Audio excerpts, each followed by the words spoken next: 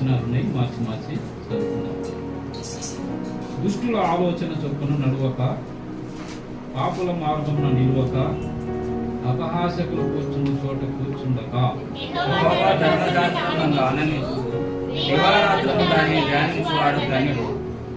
అతడు నీటి కాలువల యోలను నాటబడినదై ఆకు వాడక తన కాలమందు ఫలమిచ్చు చెట్టు వలె ఉండును. అతడు చేయనదంతయు సఫలమగును. దుష్టులు అలాగునుండక గాలి చెదరగొట్టు కొట్టువలెనుందురు. కాబట్టి న్యాయ విమర్శలో దుష్టులను, నీతిమంతుల సభలో పాపులను నిలువరు. నీతిమంతుల మార్గము యెహోవాకు తెలియను, దుష్టుల మార్గము నాశనమునకు నడుము. ప్రభు సహాయం కొరకై ప్రార్థన చేసుకున్నాం. ప్రేమ నమ్మకం కలిగిన పరలోకపు తండ్రి, సర్వశక్తి గల దేవ, ప్రభు నీకు స్తోత్రాలు. గడిచిన వారం అంతా మిమ్మల్ని లెక్కల శాతం భద్రపరిచి కాచి కాపాడి మా జీవితాలు మరి యొక్క ప్రభు దినంలో మమ్మల్ని ప్రవేశింపజేసి ఈ దినం ప్రభు మరి మీ సన్నిధిలో చేరి మేము ఆరాధించుకునే అవకాశం మాకు ఇచ్చినందుకు ప్రభు మీ సన్నిధిలో నిలబడుతుండగా ప్రభు నాకు కావలసినటువంటి జ్ఞానం దయచేయండి. మీరు పరలోకం నుండి మాట్లాడే లేఖన భావాలు వినగలిగిన చెవులు, గ్రహించగలిగిన మనసు మా అందరికి దయచేయండి. మా మధ్య తెచ్చి ప్రభు మాకు సహవాసం చేయండి. మీ సన్నిధిలో భయంతో భక్తితో జరిగించి సాయం చేయండి. ఇప్పుడు సహవాసం అంతా నీ హస్తగతం చేసుకోవచ్చు. యేసుక్రీస్తు నామమున ప్రార్థించి పెట్టుకుంటున్నాం తండ్రి. ఆమేన్. ప్రియరా,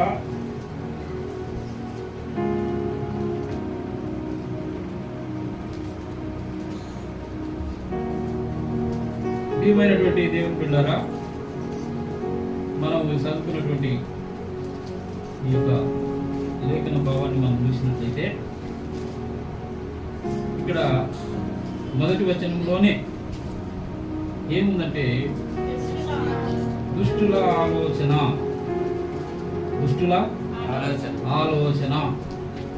పాపుల మార్గం.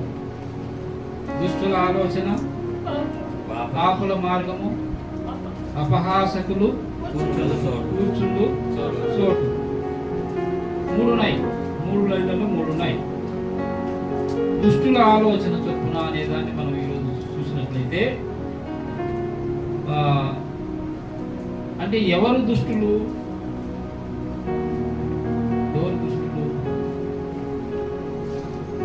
ఎవరు? దేవుడు అంటే భయం లేనివాడు.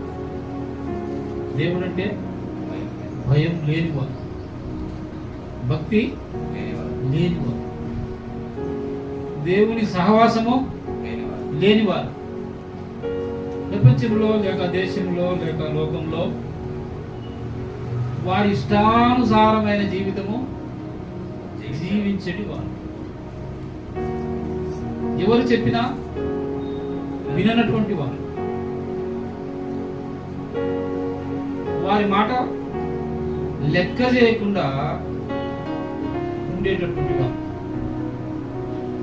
అంటే లెక్కలేనితనం. దేవుడు అంటే భయం లేదు, భక్తి లేదు, లెక్క అసలే లేదు. అలాంటి వారు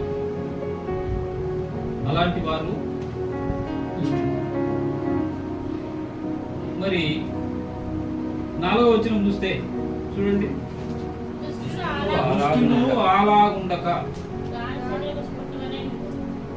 ఇక్కడ 3వ వచనంలో ఏమో చెట్టు ఉంది, 4వ వచనంలో ఏమో పొట్టు ఉంది. చెట్టు పొట్టు. చెట్టు ఏం చేస్తుంది? పొట్టు ఏం చేస్తుంది? చెట్టు వలన ప్రయోజనం ఏమిటి? పొట్టు వలన ప్రయోజనం ఏమిటి అనేది మనం చూసుకుంటే, పొట్టు వలె ఉండేది దుష్టుడు. పొట్టు వలె ఉండేది దుష్టుడు అంటే దేవుడు అంటే భయభక్తులు లేనటువంటి జీవితం, ఇష్టానుసారమైన జీవితం జీవిస్తూ మరి వారి యొక్క జీవితాన్ని కొనసాగిస్తున్నటువంటి కీర్తన గ్రంథం ఇదే చూడండి, 10వ అధ్యాయం 4వ వచనం చూడండి. 14:10 మనం చూసినట్లయితే ఆ, దుష్టులు పొగరికి యెహోవా విచారణ చేయడు అని అనుకుంటారు. ఎవరు వాళ్ళు? ఇంకేమంటారు? దేవుడు లేడని వారు ఎల్లప్పుడూ యోచించుదురు. వారు ఎల్లప్పుడూ దేవుడు లేడని ఆలోచన చేస్తారు. అంతే. మొదట ఏం చేస్తారట? దుష్టులు మొదట ఏం చేస్తారు? పొగరెక్తారు. పొగరు గోతుతనము, పొగరెక్కి యెహోవా విచారణ చేయడం అంటారు. అంటే దేవుడు నేను చేసే పొగరు, నేను చేసే క్రియలు చూడడు అనుకుంటారు. ఈ దుష్టత్వం చేస్తున్నాను, ఈ దుర్మార్గం నేను చేస్తున్నాను, దేవుడు నన్ను చూడడు అని అనుకుంటారు. ఇంకేమనుకుంటారు? దేవుడే లేడనుకుంటారు. వారి ఆలోచన ఎలా ఉంటుందంటే దేవుడే లేడని అనుకుంటారు. అది వారి యొక్క ఆలోచన. ఇంకా 5వ వచనంలో చూస్తే వారు ఎల్లప్పుడూ భయము మానుకొని ప్రవర్తింతురు. ఎలా ఉంటారట? దేవుడు అంటే భయం లేదు. దేవుడు అంటే భయం లేదు. ఎందుకంటే దేవుడే లేడని వారు ఎల్లప్పుడూ అనుకునేవాళ్ళు కాబట్టి వారు ఏమనుకుంటారు? భయం లేకుండా వారి ఇష్టానుసారమైనటువంటి విధంగా ప్రవర్తిస్తుంటారు. కాబట్టి మొదటిగా మనం చూసినట్లయితే దుష్టులు ఎలా ఉంటారట? పొగరెక్కి ఉంటారు. తర్వాత దేవుడే లేడని అంటారు. తర్వాత భయమే లేకుండా ఉంటారు. పొగరు జీవితం, తర్వాత దేవుడు లేడనే జీవితము, భయపడని జీవితం, దేవునికి భయపడని జీవితం. ఎవరు ఈ లోకంలో ఆ విధంగా బిహేవ్ చేస్తారు? దుష్టులు అంటే ఇది ఏది? ఇప్పుడు మనం చెప్పినటువంటి 3 విషయాలు. మొదటి ఏంది? పొగరెక్కినటువంటి విధానం, పొగరుపోతనంతో దేవుడే లేడంటారు. దేవుడు నన్ను చూడడు అని అనుకుంటారు. ఇలాంటి పరిస్థితిలో ఒకవేళ అలాంటి దుష్టులు సంఘంలో ఉంటారేమో. ఉండకూడదా? ఉండవచ్చా? ఉండకూడదా? ఉండవచ్చు. ఎప్పుడు ఏ పరిస్థితిలో సంఘాలలో ఉంటారు అని అంటే వారు అధికారం కొరకు చూస్తారు. దేని కొరకు? అధికారం వారికి రాలేదనుకోండి, ఏం చేస్తారు? పొగురు పెరిగిపోతుంది. తర్వాత దేవుడే లేడంటారు. సంఘంలో విలేజ్ బ్యాక్గ్రౌండ్ లో మనం చూస్తే ఎలా ఉంటది? నేను పెద్ద మనిషిని అంటాడు. పెద్ద మనిషి పోస్ట్ పోయింది అనుకో, ఎలా ఉంటాడు? పొగరెత్తదిగా నన్నే తీసేస్తారా మీరు అని బిహేవ్ చేస్తారు. దేవుడు ఉంటే నన్నెందుకు ఈ విధంగా తీసేస్తాడంట. భయం లేకుండా ఉంటాడు. దేవుడు అంటే భయం లేనటువంటి పరిస్థితిలో ఉంటాడు. ఎవరండి వారు? దుష్టుడు. ఆదికాండం చూడండి, 13వ అధ్యాయం. ఆదికాండము 13వ అధ్యాయము 13వ వచనం చూడండి. సొదొమ మనుషులు దుష్టులను యెహోవా దృష్టికి బహు పాపులై ఉండిరి. కదా? సొదొమ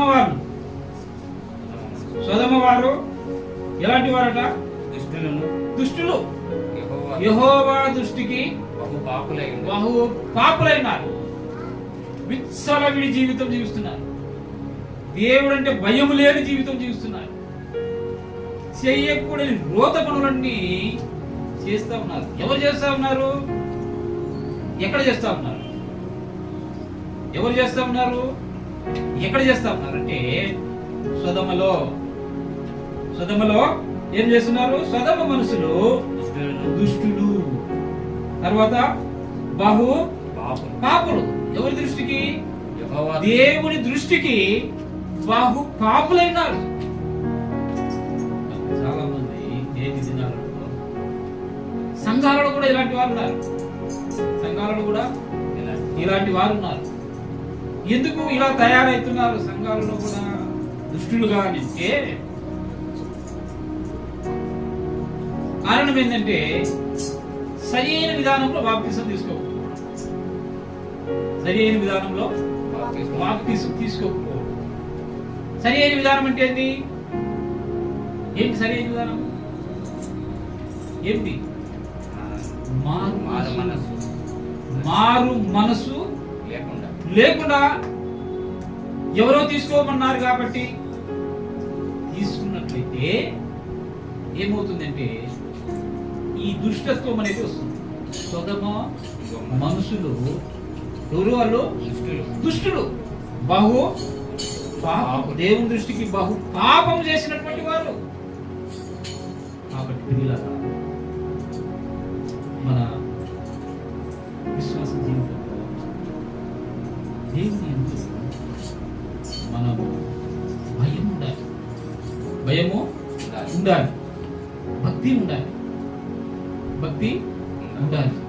దుష్టులుగా ఉండకూడదు. దుష్టత్వము అనేది మన జీవితాలలో కారణం ఏంటంటే మనము మారు మనసు పొంది పాప క్షమాపణ పొంది రక్షణ పొంది బాప్తిస్మం తీసుకున్నాం కాబట్టి మన జీవితాలలో అలాంటివి ఉండటానికి వీల్లేదు. అంతే. నిర్గమకాండము 23:1 మనం చూసాం. లేని వార్త పుట్టింపకూడదు. లేని వార్త పుట్టించకూడదు. అన్యాయపు సాక్ష్యం పలుకుటకై దుష్టునితో నీవు కలియకూడదు. చూసారా? లేని వార్త పుట్టకూడదు. అన్యాయపు సాక్ష్యం చెప్పడానికి దుష్టునితో కూడా కలియకూడదు. అది వాడు ముందే దుష్టుడు. ఆ దుష్టునితో కలిస్తే వాడు ఏం చేస్తాడు? లేని మాట పుట్టిస్తాడు. లేని మాట పుట్టించినప్పుడు మన చెవులు దురద చెవులుగినైతే ఆ లేని మాట గురించి ఆలోచన చేస్తాం కదా, అవునా కదా? కాబట్టి అలాంటి పరిస్థితి పోవాలి అంటే దుష్టునితో సాంగత్యము చేయకూడదు. దుష్టునితో సాంగత్యం చేస్తే ఏమైతే తెలుసా? ఏమైతుంది? మంచి విశ్వాసి చెడిపోతుంది. దుష్ట సాంగత్యము మంచి నడవడిని చెరుపుతుంది. దుష్టునితో సాంగత్యం, దుష్టునితో సహవాసం చేస్తే మంచి నడవడిక ఏమైపోతుంది? చెడు సహవాసంలోకి పోతాం. సో ఆ విధంగా మన జీవితం ఉండకూడదండి ప్రియులారా. తర్వాత మనం చూసినట్లయితే చూడండి, సంఖ్యాకాండము 16వ అధ్యాయం. సంఖ్యాకాండము 16వ అధ్యాయం.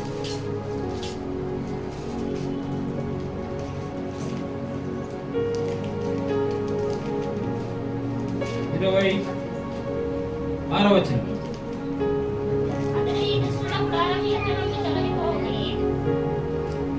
అతడు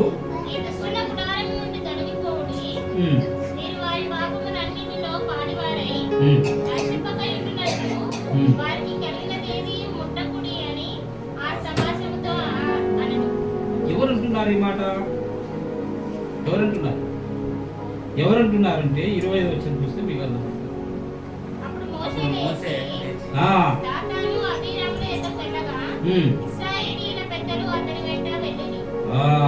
కాబట్టి ఈ 20వ వచనం చూస్తే అప్పుడు యెహోవా మీరు ఈ సమాజములో నుండి అవతలికి వెళ్ళుడి. ఏ సమాజం అది? ఏ సమాజం? దుష్ట సమాజం. ఈ సమాజంలో నుండి మీరు అవతలికి వెళ్ళుడి అంటున్నాడు. ఎవరంటున్నారు? దేవుడు అంటున్నాడు. దేవుడు మోసతో అంటున్నాడు, మీరు ఈ దుష్ట సమాజం, ఈ సమాజం నుండి అవతలికి వెల్లుడి. చూసారా, దుష్ట సమాజం, దుష్ట సంఘం. లోకంలో ఇలాంటివి కూడా ఉన్నాయండి. ఇలాంటివి దుష్ట సమాజము ఈ రోజులలో కూడా ఉన్నాయి. కాబట్టి అప్పుడు మోసే అంటున్నాడు ఏమనంటే, దుష్టుల గుడారంలో యొద్ద నుండి తొలగిపోవాలి, మీరు వారి పాపములన్నిటిలో వారివారై నశింపక ఉండునట్లు వారికి కలిగినదేది మీరేం ముట్టదు. ఎవరిది? దుష్టుల వాళ్ళు. దుష్టుల సమాజంలో నుండి, గుడారముల యొద్ద నుండి మీరు ఏం చేయాలంటే మీరు కాబట్టి మీరు పోండి, తొలగిపోండి. ఈ దుష్టుల గుడారముల యొద్ద నుండి మీరు తొలగిపోండి. మీరు వారి పాపములలో పాలివారై ఉండి నశింపకుండునట్లు వారికి కలిగినది ఏది కూడా మీరు ముట్టడానికి వీల్లేదు. దుష్టులకు కలిగినది ఏది కూడా మీరు ముట్టరాదు. ముడితే ఏమవుతుంది? పాపం పాలవుతారు. వారి పాపములో మీరు కూడా పాలువారైపోతారు. కాబట్టి దుష్టుల సాంగత్యము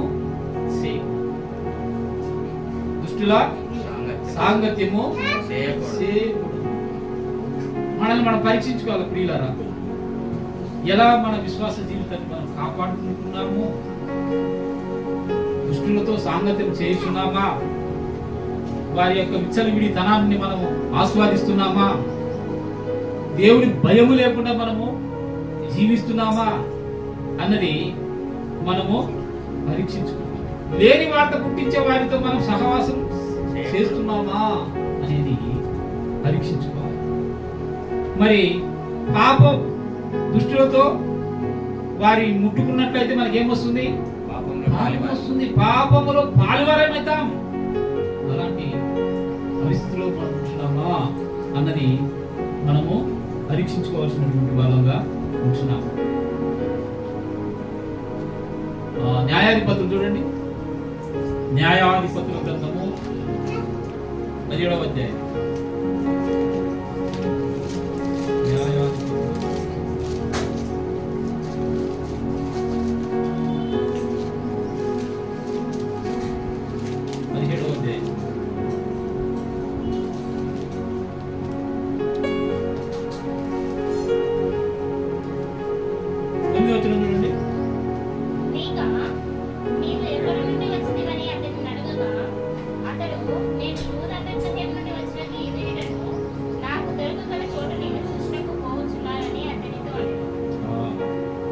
కాబట్టి ఇక్కడ 7వ వచనం నుంచి మనం చదివినట్లయితే, యూదా బెత్లెహేములో నుండి వచ్చిన యూదా వంశస్థుడైన ఒక యవనుడుండెను. అతడు లేవీయుడు. అతడు అక్కడ నివసించెను. ఆ మనుషుడు తనకు స్థలము దొరికిన చోట నివసింపవలెనని యూదా బెత్లెహేము నుండి బయలుదేరి ప్రయాణము చేయుచు ఎఫ్రాయిమీయుల మన్య దేశమున్న మీకా ఇంటికి వచ్చెను. మీకా నీవు ఎక్కడ నుండి వచ్చితివని అతనిని అడుగగా, అతడు నేను యూదా బెత్లెహేము నుండి వచ్చిన లేవీయుడను, నాకు దొరుకుగల చోట నివసించటకు పోవచ్చున్నానని అతనితో అనెను. మీకా నా యొద్ద నివసించిన నాకు తండ్రిగాను యాజకుడుగాను ఉండుము. నేను సంవత్సరమునకు నీకు 10 వెండి రూపాయలను ఒక దస్తు బట్టలను ఆహారము ఇచ్చానని చెప్పగా, ఆ లేవీయుడు ఒప్పుకొని ఆ మనిషికి అతని నివసించటకు సమ్మతించెను. ఆ యవనుడు అతని కుమారులలో ఒకని వలె ఉండెను. మీకా ఆ లేవీయుని ప్రతిష్ఠింపగా అతడు మీకాకు యాజకుడై అతని ఇంట నుండెను. అంతటా మీకా లేవీయుడును నాకు యాజకుడైనందున యెహోవా నాకు మేలు చేయనని ఇప్పుడు నాకు తెలిసి అనెను. ఇక్కడ మనం చూసినట్లయితే యూదా బెత్లెహేము నుండి యూదా వంశస్థుడైన ఒక యవనుడు, అతడు ఎవరు? లేవి గోత్రీకుడు వచ్చేసాడు. ఎక్కడికి వచ్చాడు? మీకా దగ్గరికి వచ్చాడు. మీకా అతన్ని ఏం చేశాడు?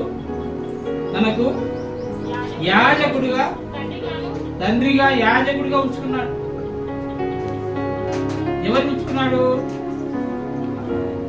లేవీయుణ్ణి, ఒక యవ్వనస్తుని ఉంచుకున్నాడు.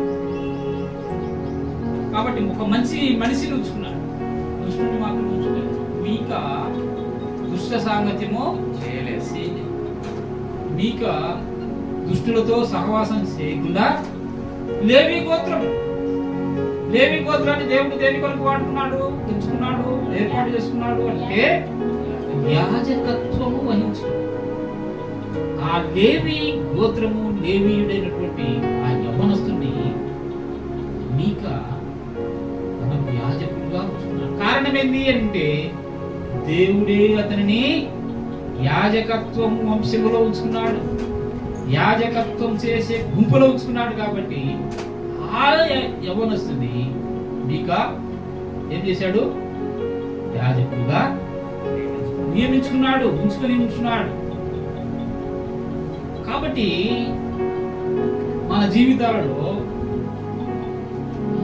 మనలను దేవుడు ఏర్పాటు చేసుకున్నటువంటి, మనలను దేవుడు ఎన్నుకున్నటువంటి ఆ ఉద్దేశానుసారంగా మనం జీవించాలి. అంతేగాని మన ఇష్టానుసారంగా జీవిస్తే అది ఏమవుతుందంటే దుష్ట సాంగత్యం అవుతుంది. అలాంటి దుష్ట సాంగత్యంలో ఉండకూడదు. దేవుడు ఏర్పరుచుకున్నటువంటి బిడ్డలంగా దేవుని బిడ్డల సహవాసం కలిగి ఉండాలి. దేవుని బిడ్డల సహవాసం కలిగే ఉండాలి. దాని నుండి తొలగిపోకూడదు. మత్తయి సువార్త చూడండి, మత్తయి సువార్త 5వ అధ్యాయం. మత్తయి సువార్త 5వ అధ్యాయము 37వ వచనం చూడండి. ఈ మాట అవునంటే అవును, కాదంటే కాదు అని ఉండవలెను. వీటికి మించినది దుష్టుల నుండి పుట్టినది. కాబట్టి ప్రియులారా, మీ మాట ఎలా ఉండాలా? అవునంటే అవును, అవునంటే అవును ఉండాలి, కాదంటే కాదని ఉండాలి. వీటికి మించింది అనుకోండి, అదేమవుతుందట? కాబట్టి డబుల్ గేమ్ ఆడుతున్నారు అని అంటారు కదా, డబుల్ గేమ్ ఆడుతున్నారు. కాబట్టి మా వాస్తవం మన ఎలక్షన్ చూసాం కదా, 2-3 పార్టీల నుంచి డబ్బులు కలెక్ట్ చేసుకుంటారు. అవునా కదా? డబ్బులు వేస్తేనే వస్తాం మేము, డబ్బులు ఇస్తేనే వస్తాం మేము అని చెప్పి 2-3 పార్టీల దగ్గర పైసలు తీసుకొని 2-3 పార్టీలకు ఓటేస్తారా? ఎన్ని పార్టీలు చేస్తారు? మరి కావచ్చు, ఇద్దరు కూడా కావచ్చు, 2 ఓట్లు ఉంటాయి కదా. కాబట్టి ఏం చేయాలి? మీ మాట ఒక విశ్వాసి యొక్క మాట, ఒక దేవుడు మిమ్మల్ని ఏర్పాటు చేసుకున్నటువంటి విధానాన్ని బట్టి దేవుని యందు నీ భయభక్తులు కలిగి ఉన్నట్లయితే నీ మాట అవునంటే కాదంటే కాదు. ఆ రెండింటికి మించితే ఏమవుతుందంట? దుష్టుని మాట అవుతుంది. దాంట్లో పొరపాటు వస్తే దుష్టుని మాట అవుతుంది. మనకి తీవ్రా ఎలా ఉంది మన విశ్వాస జీవితం? సమూయేలు 2వ గ్రంథం 13వ అధ్యాయము 3వ వచనం చూడండి. అమ్నోను దుష్టులకు మించినవాడునెను. అతడు దావీదు సహోదరుడైన షిమ్యా కుమారుడు. అతని పేరు యెహోనాదాము. ఈ యెహోనాదాము బహు కపటము గలవాడు. అతడు రాజకుమారుడైన నీవు నానాటికి చదువుకోవటం నీకేమి? కాబట్టి ఇక్కడ కపట బుద్ధి అని ఉండకూడదు. కపటం అనేది ఉండకూడదు. ఇక్కడ కపటం చేసి ఏం చేసినట్టు తెలుసా? కత్తి రాకపోయింది అది. ఆ కపటం ఎవరికి? అలాంటి పరిస్థితి విశ్వాసుల జీవితంలో ఉండకూడదు. కాబట్టి ఈ దుష్టులు ఎలాంటి వారట? దుష్టులు ఎలాంటి వారు? దుష్టులు అలాగునుండక గాలికి చెదరగొట్టు కొట్టు వలె ఉంటారు. గాలికి ఎగరగొట్టు లేదా చెదరగొట్టు కొట్టు వలె ఉంటారు. ఈ కొట్టు వలన అందరికి ఉపయోగపడదు. గాలికి ఎగిరిన కొట్టు ఏం చేస్తే తెలుసా అండి, అప్పుడప్పుడు ఎండాకాలంలో సుడిగాలు అనేవి వస్తాయా? ఆ సుడిగాలు వచ్చినప్పుడు ఆ సెంటర్ మన చుట్టూ రౌండ్గా తిరుగుతూ ఉంటుంది. అల్లలోకి దుమ్మంతా పట్టుకుపోతుంది, చెవులు లేకపోతుంది, ముక్కులు లేకపోతుంది, నెత్తి నిండా బట్టల నిండా ఏముంటుంది? దుమ్ము ఉంటుంది. ఈ పొట్టు కూడా అలాగే. ఆ పొట్టు కూడా ఏం చేస్తుంది? గాలికి ఎగిరే ఆ పొట్టు మన చుట్టూ ఉంటుంది, మన నెత్తిన పడుతుంది, మనకు నష్టము కలగజేస్తుంది. అంటే దుష్టుడు అలా ఉంటాడు. ఎలాగో గాలికి ఎగిరే పొట్టులాగా అంటే నష్టం అది. మరి చెట్టు ఏంది? 3వ వచనం, అతడు నీటి కాలువల ఎవరును నాటబడినదై ఆకువాడక తన కాలమందు ఫలమిచ్చు చెట్టు వలె ఉన్నది. ఎవరు? నీతిమంతుడు. ఎవరు ఆ నీతిమంతుడు అంటే యెహోవా ధర్మశాస్త్రమునందు ఆనందించు దివారాత్రులు దానిని ధ్యానించేవాడు. అతడు దివారాత్రము దేవుని వాక్యాన్ని ధ్యానించేవాడు. అతడు ఎలా ఉంటాడంటే నీటి కాలువ యోరను నాటబడినదై, నీటి కాలువ యోరను నాటబడినదై ఆకువాడగా తన కాలమందు ఫలమిచ్చు చెట్టు వలె ఉంటుంది. ఫలించే ఉన్న చెట్టులా ఉండాలి. ఫలించే చెట్టు వలె ఎవరు? నీతిమంతుడు. అంటే రక్షించబడిన విశ్వాసి ఎలా ఉండాలంటే ఫలించే చెట్టులా ఉండాలి. ఒకవేళ ఆ విధంగా ఉండకపోతే చూడండి, మత్తయి సువార్త 3వ అధ్యాయం 10వ వచనం మనం చూస్తాం. మత్తయి సువార్త 3. ఇప్పుడే గొడ్డలి చెట్టు వేరున ఉంచబడి ఉన్నది కనుక మంచి ఫలము ఫలింపని ప్రతి చెట్టును నరకబడి అగ్నిలో వేయబడును. ఇప్పుడే గొడ్డలి ఉంది. ఇప్పుడే గొడ్డలి ఉంది చెట్టు వేరున. ఎందుకు ఉంది? ఫలింపని ప్రతి చెట్టును నరకబడి అగ్నిలో వేయబడ్డానికి ఉంది. ఏ చెట్టునండి? ఫలింపని చెట్టు. ఫలించే చెట్టు ఎక్కడ ఉంటుంది? నీటి కాలువ యోరను నాటబడి ఆకువాడక తన కాలమందు ఫలమిస్తుంది. కారణం ఏంటంటే ఆ చెట్టు నీటి కాలువ యోరను నాటబడి అంటే దానికి ఆహారము కొరత లేదు. అది ఫలించే చెట్టు. ఫలించని చెట్టు ఏం జరుగుతుంది? నరికివేయబడుతుంది. విశ్వాస జీవితం ఇది మన విశ్వాస జీవితానికి అన్వయించుకున్నట్లయితే ఫలించకపోతే, విశ్వాసి జీవితంలో ఫలించకపోతే, ఫలించినచో, ఫలిస్తే ఫలించకపోతే అని 2 ఉన్నాయి. ఫలించినట్లయితే ఎలా ఉంటుందట? ఎలా ఉంటుంది? అతడు చేయనదంతయో ఏంటి? ఎప్పుడు? ఫలించిన జీవితము. నీ విశ్వాస జీవితములో నీవు ఫలించినట్లయితే నీవు చేయనదంతయో సఫలమవుతుంది. మరి ఫలించకపోతే ఇప్పుడే గొడ్డలి చెట్టు వేరున ఉంచబడినది. దాన్ని ఫలించకపోతే ఏం చేస్తుందంటే నరికివేయబడుతుంది. నరకడమే కాదు, అగ్నిలో కాల్చివేయబడుతుంది. కాబట్టి అగ్నిలో కాల్చివేయబడటం అనేది నరకానికి సాదృశ్యంగా ఉంటుంది.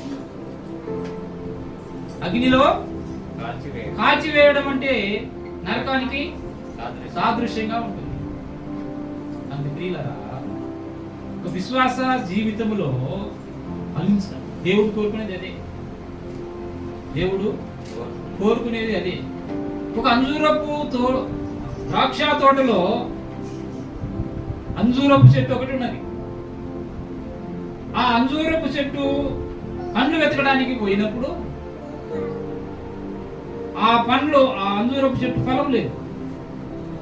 ఫలించని చెట్టు, ఫలములు లేని చెట్టు. మరి యజమానుడు వచ్చి చూసినప్పుడు ఫలం లేకపోతే ఈ చెట్టును నరికివేయి, దీని వలన ఈ పొలము వ్యర్థమైపోతుంది. ఈ చెట్టు వలన ఈ పొలము వ్యర్థమైపోతుంది. కాబట్టి ఈ చెట్టును నరికేయి. అయితే తోటమాలి ఏమన్నాడు? అయ్యా, దాని చుట్టూ త్రవ్వి ఎరువు వేసి నీళ్లు పెట్టి చూస్తాను, ఫలించినా సరే, లేని ఎడల నరికేద్దాం. దేవుడు ఏం చేస్తున్నాడంటే,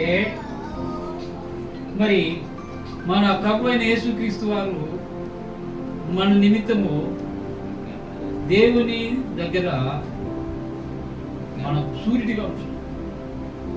మనకు సూరిటిగా ఉంటున్నాడు. అయ్యా దేవా తండ్రి, ఇంకొక ఛాన్స్ ఇతనికి, ఇంకొక ఛాన్స్ ఇవ్వు.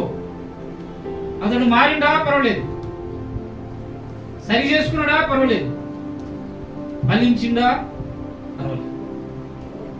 ఫలించకపోతే, సరి చేసుకోకపోతే, మారకపోతే ఏం చేస్తాను? అప్పుడు నరికి వేయబడు, అగ్నిలో వేయబడి కాల్చి వేయబడు. కాబట్టి నీ కొరకు ప్రభువు తండ్రి దగ్గర విజ్ఞాపన చేస్తున్నాడు. ఎన్నాళ్ళని దుష్టత్వంగా, దుష్టుడిగా ఎన్నాళ్ళుంటా పరీక్షించుకోవాలి ప్రియులారా. దుష్టత్వంలో నుండి మార్పు రావాలి. మారిందా సరే సరే, ఫలించిందా సరే సరే, లేదంటే అంతే.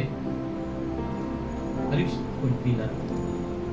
యోహాను సువార్తలో కూడా మనం చూస్తాం 15వ అధ్యాయంలో 6వ వచనం చూడండి. యోహాను 15.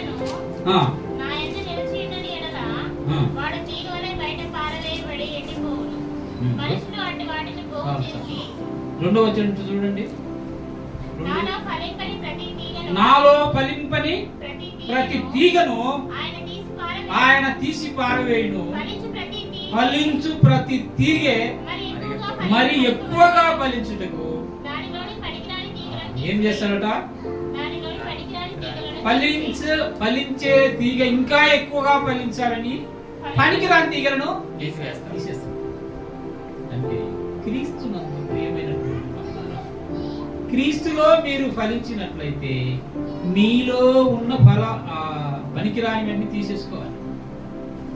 మీ జీవితంలో ఏవేవైతే పనికిరాని ఉన్నాయో వాటన్నిటిని ఏం చేయాలట? తీసేయాలి. తీసేయకపోతే అవి నిన్ను తీసేస్తాయి. పనికి మాలిన నీ జీవితంలో నుండి నువ్వు తీసివేయకపోతే అవే నిన్ను తీసేస్తాయి. చూసారా? కనుక కంటిన్యూ చేయండి.